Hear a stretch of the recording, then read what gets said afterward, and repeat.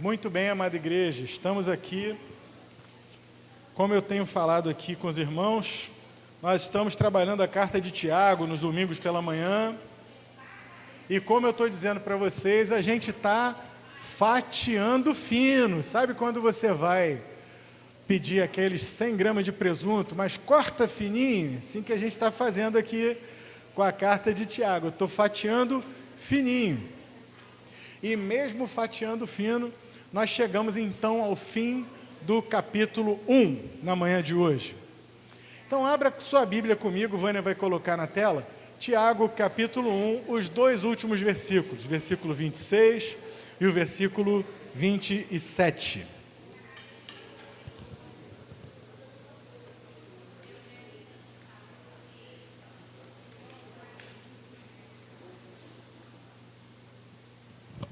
Tiago capítulo 1, versículo 26 e versículo 27. Eu vou ler na NVT, se você quiser acompanhar a versão que eu estou lendo, ela está na tela, se você quiser acompanhar na sua, fique à vontade. Diz aqui a palavra de Deus: se algum de vocês afirma ser religioso, mas não controla a sua língua, olha o dom de língua aí, hein? Dom de língua, tem que morder esse dom de língua aí, hein? Dom de língua que fala mal dos outros, dom de língua que espinafra com os outros, e não vou nem falar, mas fica tranquilo, meu irmão, fica tranquilo. Se você está devendo aí alguma coisa nesse dom de língua aí, pode ficar tranquilo que hoje não é o teu dia, eu não vou falar disso, eu vou deixar para falar da língua quando a gente chegar no capítulo 3, fica tranquilo, pode se desarmar. Os fofoqueiros, os briguentos, os encrenqueiros, os que reclamam muito, não é com vocês hoje a conversa, fiquem tranquilos. Mas vamos continuar. Se você não controla a língua, engana a si mesmo, e a sua religião não tem valor. Verso 27. A religião pura e verdadeira aos olhos de Deus o Pai é esta: 2 pontos. Cuidar dos órfãos e das viúvas em suas dificuldades e não se deixar corromper pelo mundo. Oremos. Senhor, nos alimenta, precisamos da Tua palavra, em nome do Senhor Jesus, por quem oramos. Amém. Eu li hoje apenas o versículo 26 e o 27, e dá para perceber que tem aqui uma contradição. O versículo 26 fala de uma religião falsa, e o versículo 27 fala de uma religião verdadeira. O capítulo 26 fala de uma religião de alguém que se engana a si mesmo, achando que está praticando algo que agrada a Deus. E o versículo 27 fala daquele que verdadeiramente pratica algo que adora a Deus. Antes de mais nada, haverá sempre aqueles que dirão assim: religião vem do latim religar, e religar Deus com o homem, homem com Deus, blá blá blá. Não vai por aí, porque a palavra grega aqui é treskeia, e treskeia não é necessariamente religião. Religião seria uma das muitas formas de se traduzir essa palavra, mas você poderia traduzi-la como adoração a Deus, como devoção, aí ficaria mais certo. Ou seja, se alguém diz ser devoto do Deus Altíssimo e não controla a sua língua, infelizmente esse aí está se enganando. E veja bem, ninguém está livre, ninguém está livre. Ninguém está livre de não controlar a sua língua. Eu não estou livre de não controlar a minha língua. Há momentos, já falamos, ainda bem que estamos lendo também, no domingo à noite, estamos trabalhando com 1 João. E lá em 1 João nós já trabalhamos a história de que o pecado ele faz parte da nossa vida. O pecado ele é um acidente. Quem é nascido de Deus não vive no pecado. Mas o pecado acontece. E quando o pecado acontece? Poxa, vacilei com a língua, pequei, falei algo que não deveria. O que o crente de verdade deve fazer? Pedir perdão e controlar a língua, e maneirar, e se colocar num lugar de verdadeiro adorador. Ele sabe que ele vai ser repreendido por outros. Ele está se colocando numa situação, mas ele sabe que é devido. Vejo o exemplo que aconteceu há pouco tempo agora com um pastor muito famoso, muito conhecido, que veio a público pedir perdão porque estava exatamente errando com a língua, com o trato para com a igreja. Ele veio a público como um pastor público, veio a público, publicamente, para ser bastante redundante, pastor Eimaldo, veio publicamente a público, porque ele é uma pessoa pública. Então aquilo que é feito no particular, deve ser tratado no particular. Agora, essa pessoa é pública e publicamente a situação chega a esse ponto, ele tem que ir a público se retratar.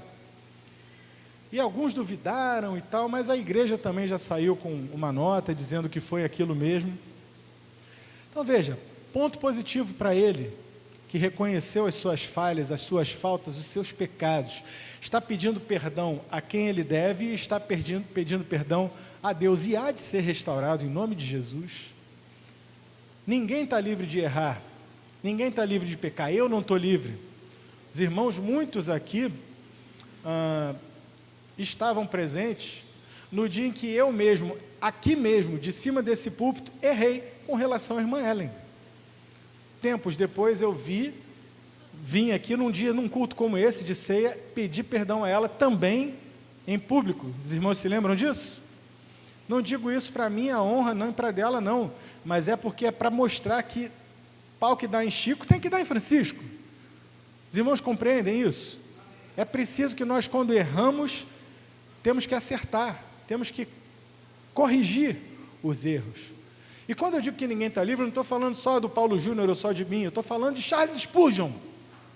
Charles Spurgeon, um homem de Deus, o príncipe dos pregadores. Pesquisa aí no teu Google assim, Charles Spurgeon, fumar charutos para a glória de Deus. Spurgeon chegou a afirmar que ele tinha 10 razões porque ele poderia fumar charutos para a glória de Deus. E isso deu um problema na igreja da Inglaterra.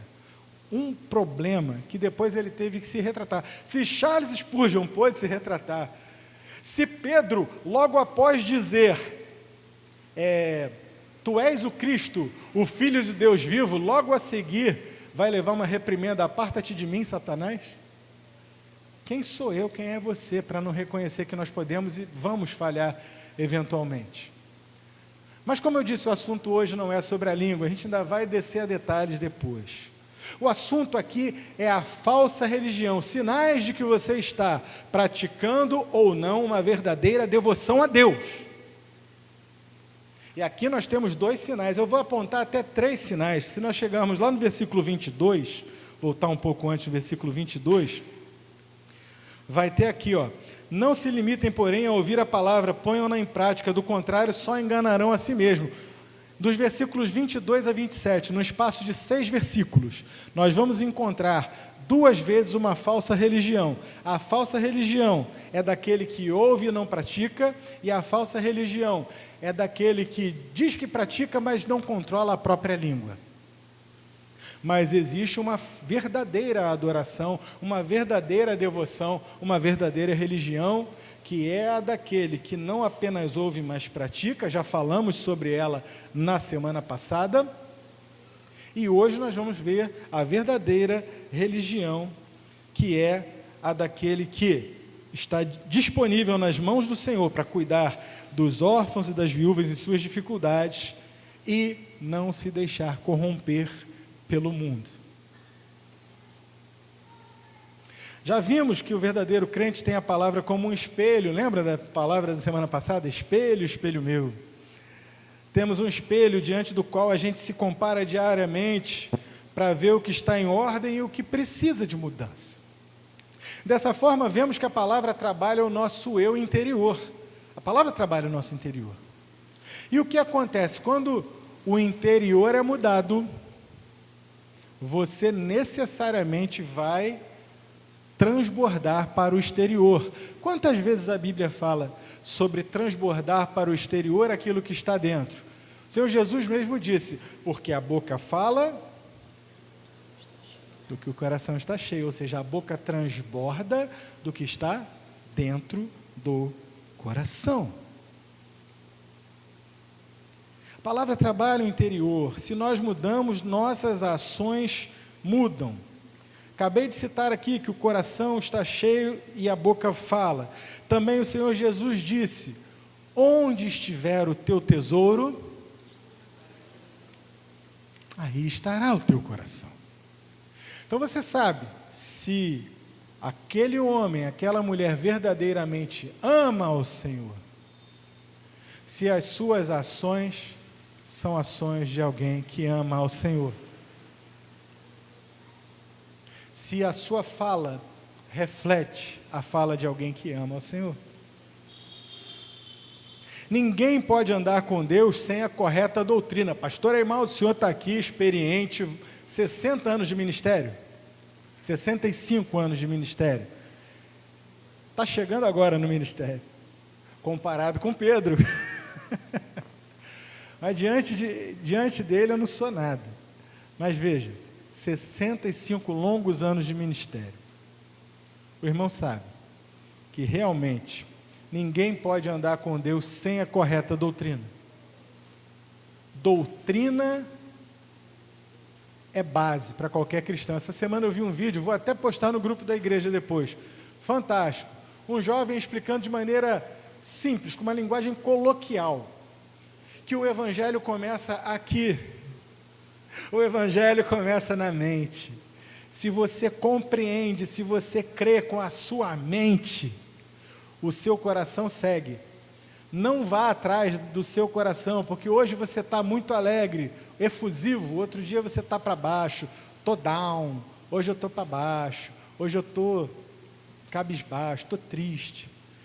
Não é sobre o que você sente, é sobre o que você conhece, é o que você sabe de verdade. Doutrina é importante, ninguém pode crer, andar com Deus sem a correta doutrina, mas a vida com Deus vai muito além da doutrina.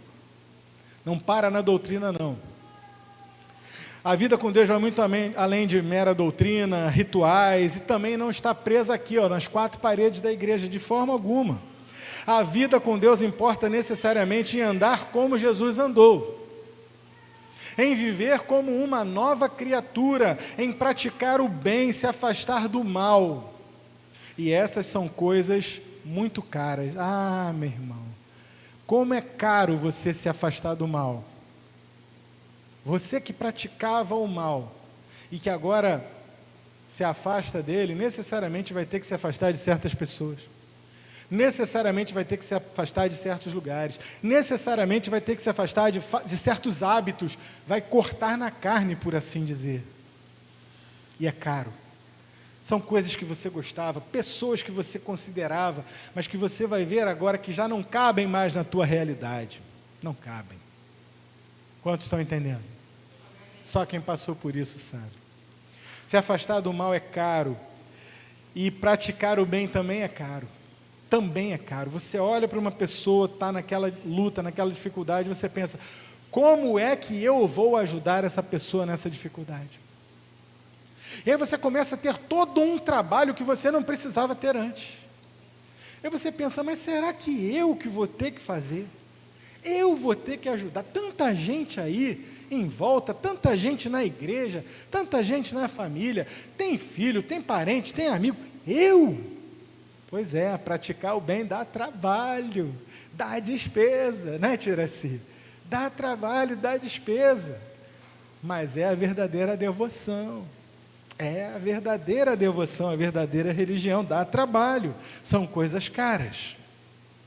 Há muita gente que frequenta a igreja, eu sei que tem gente que frequenta a igreja, tem gente que lê a Bíblia, tem gente que ora, vem no culto de oração, tem gente que está em cargo de liderança, que está muito preparada na área doutrinária, sabe tudo, sabe a ordem das cartas de Paulo, conhece a ordem dos livros da Bíblia. Se disser assim, Abacuque, capítulo 2, desembaiar a espada, 1, 2, 3, pum, abre, está lá, Abacuque, capítulo 2, Amós, Obadias, Malaquias é fácil, né? Pega Mateus, vira à esquerda.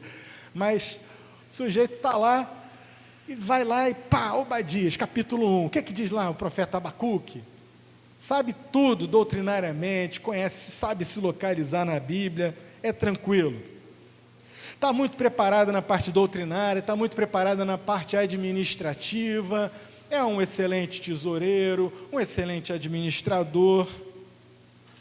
Mas se o coração não estiver naquilo, se o coração não estiver na doutrina, se o coração não estiver na palavra, é vã a sua religião.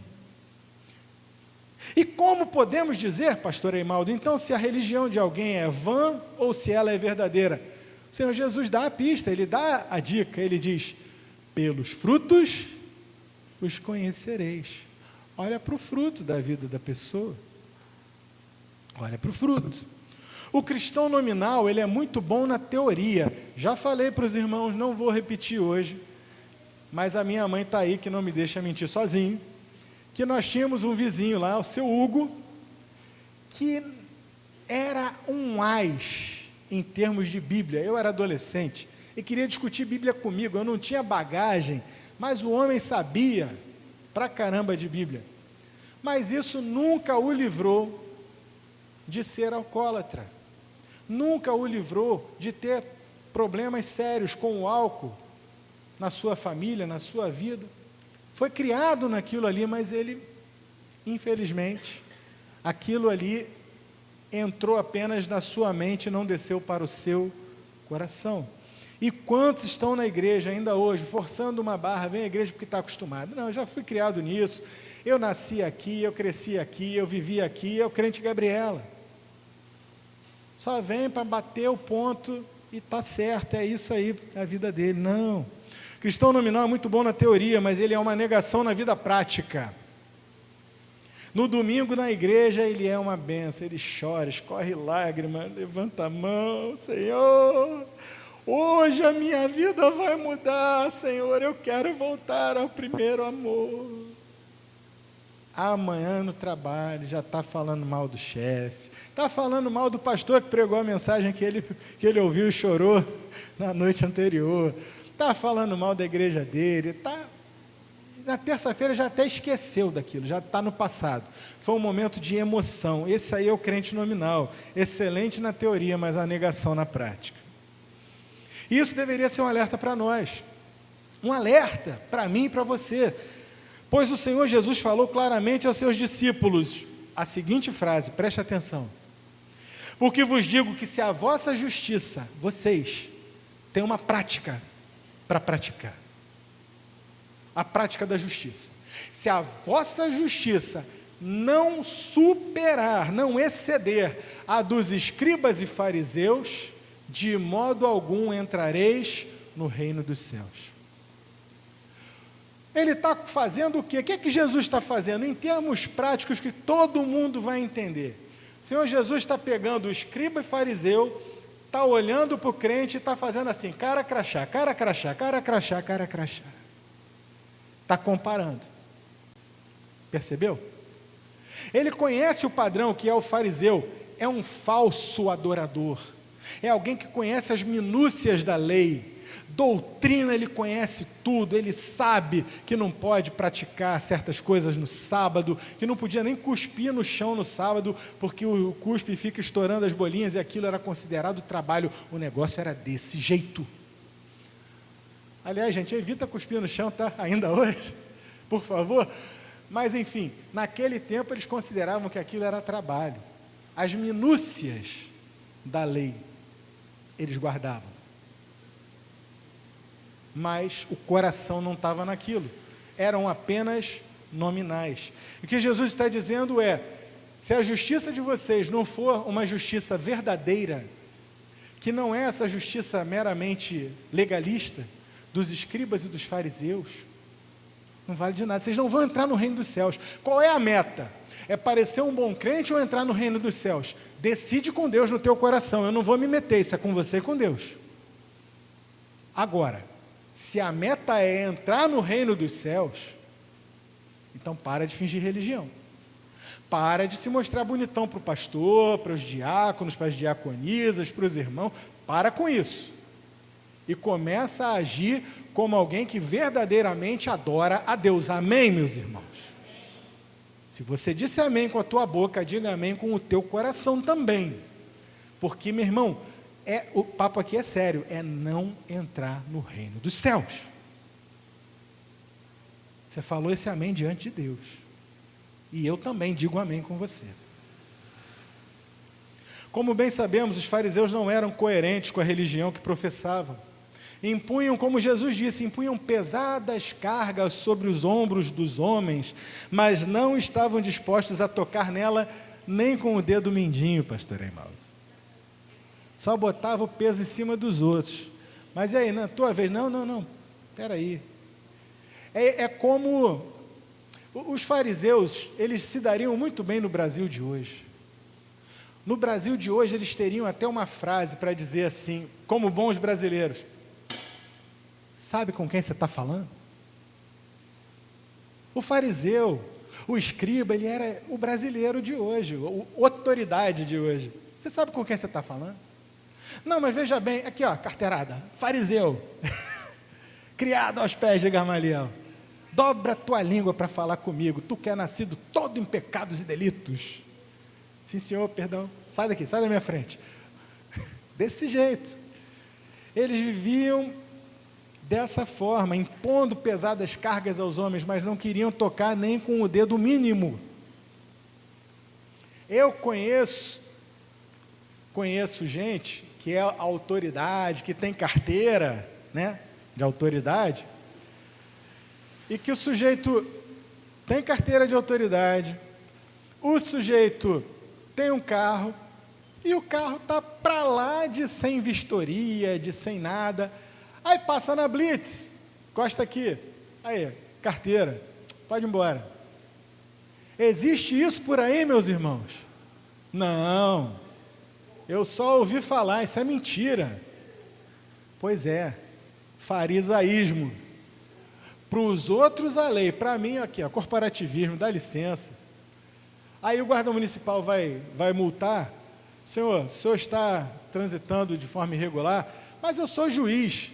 Aí vai, e tem que apreender o carro do juiz, aí chama a autoridade superior e tal. No fim, a guarda municipal é que foi obrigada a pagar uma indenização ao juiz, porque ela estava fazendo o trabalho dela, nos estritos ditames da lei, agindo corretamente.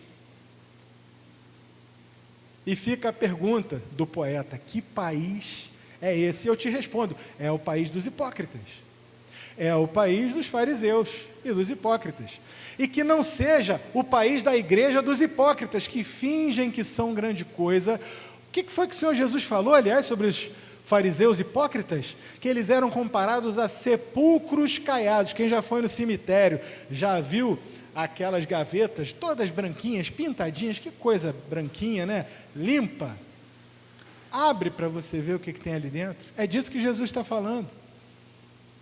Por fora, são pintados, caiados, bonitinhos, limpinhos. Que sepulcro bem arrumadinho, mas por dentro estão cheios de peçonha, tudo que não presta. Se a nossa justiça não ultrapassar, e muito, a justiça dos fariseus e dos escribas, não entraremos no reino de Deus. A falsa religião vai te levar a um lugar legal, de repente, diante dos homens. Você vai ser querido, amado, considerado diante dos homens. Isso não vai te adiantar de nada, porque você não vai para o reino dos céus. Não sou eu que estou dizendo, é o Senhor, é o dono da igreja, é o Senhor para quem toda a Bíblia aponta.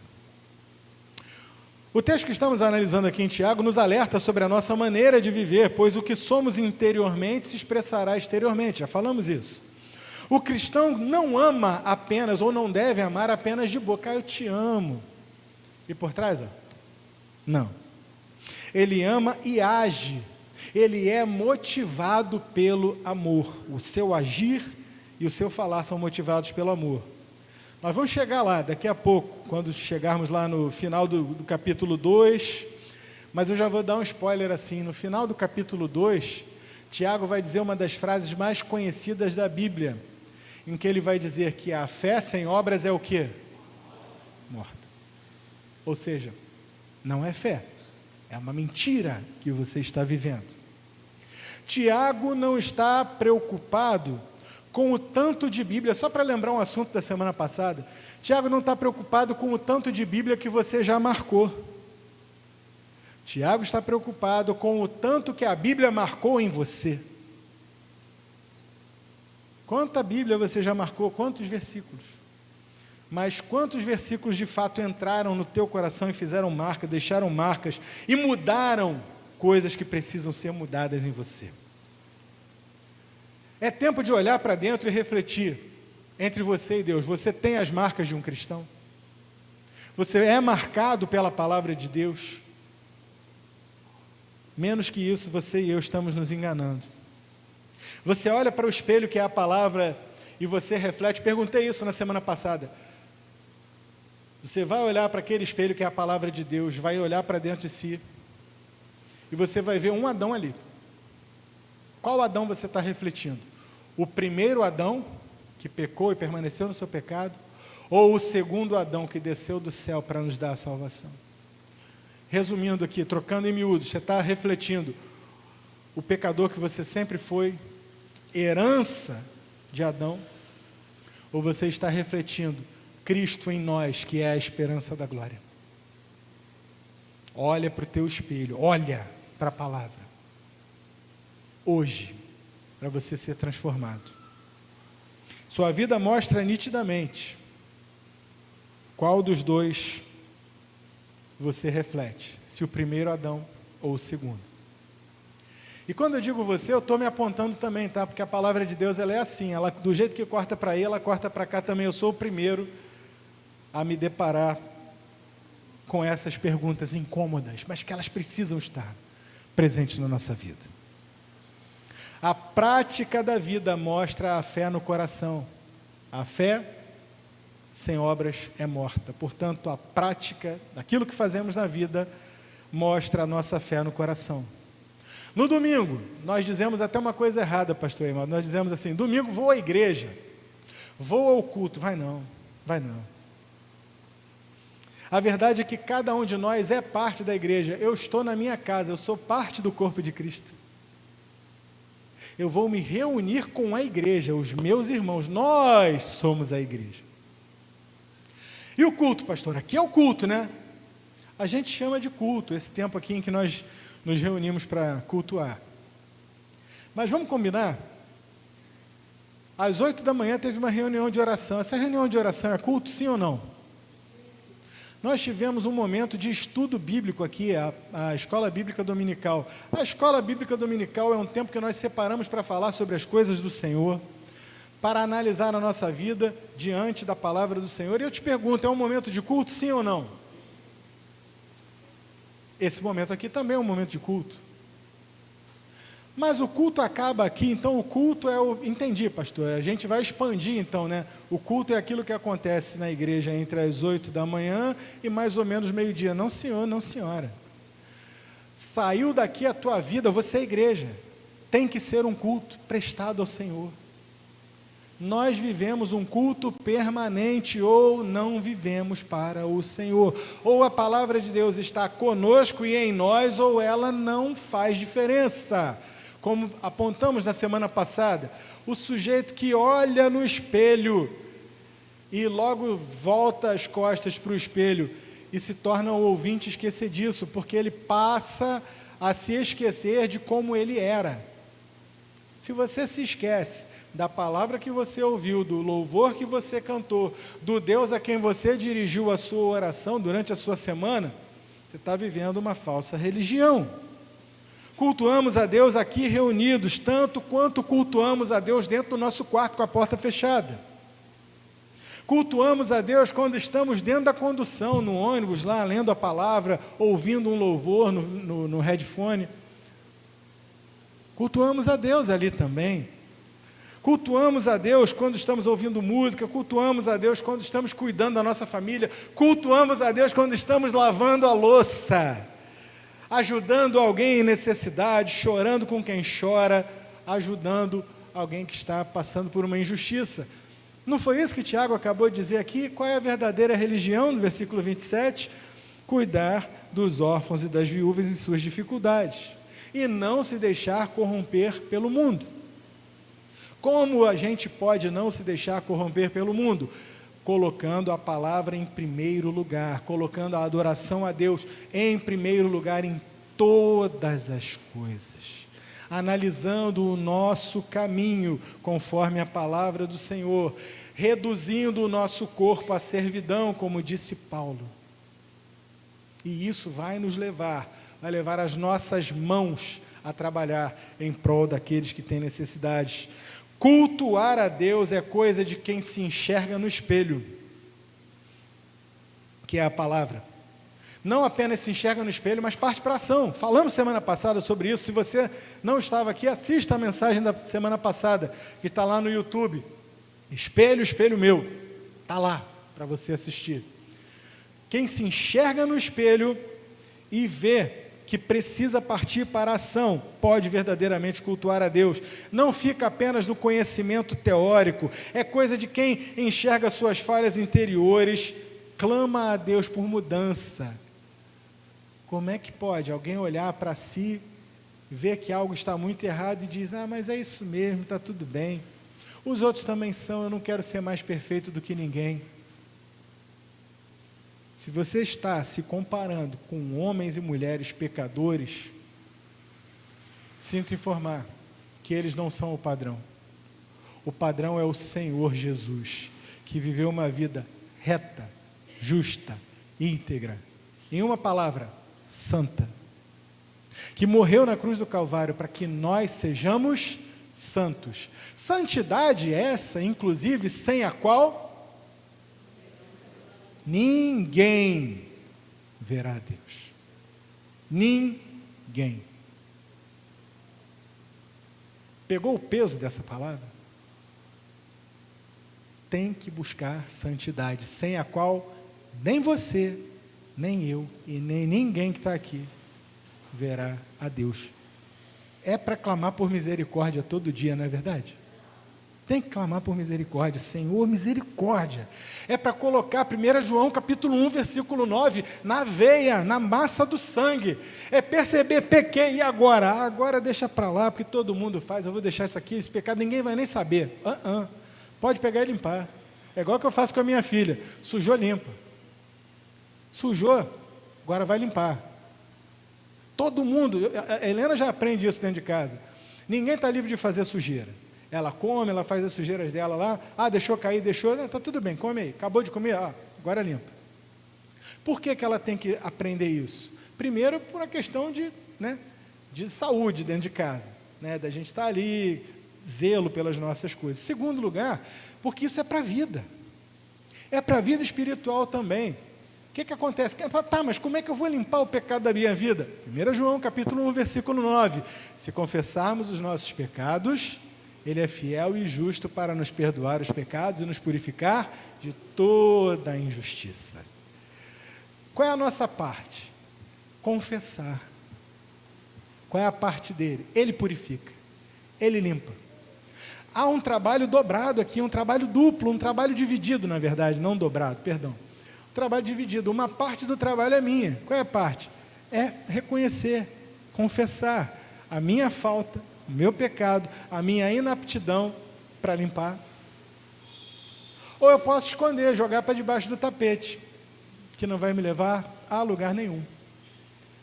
E a outra parte do trabalho, uma vez confessado, o Senhor pega e diz o Salmo que Ele lança nas profundezas do mar os nossos pecados, as nossas iniquidades. Deus seja louvado por isso.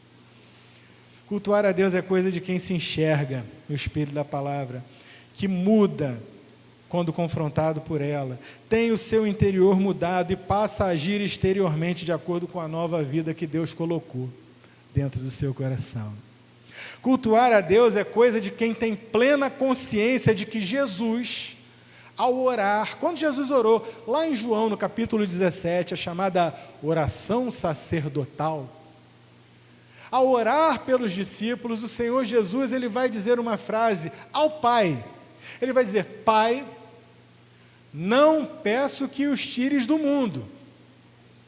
E tem gente aí que se esconde do mundo. O cara quer viver num monastério. Não, vou viver a vida religiosa aqui no monastério e tal. Não, Jesus disse: Pai, não peço que os tires do mundo, mas que os livres do mal. A melhor versão, a melhor tradução seria do maligno. Que os livre do maligno.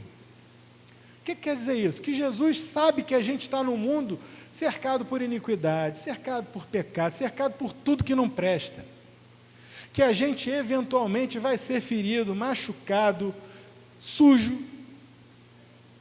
Mas ele disse: eu peço ao Senhor que os guarde do mal. Tira do mundo não, deixa eles aqui, porque eles são sal da terra, eles são luz do mundo. Imagina você, uma lâmpada dessa aqui. Essa lâmpada está iluminando. E se eu pego aqui e começo a jogar lama naquela lâmpada, ela continua sendo uma lâmpada? Continua. Ela vai estar suja.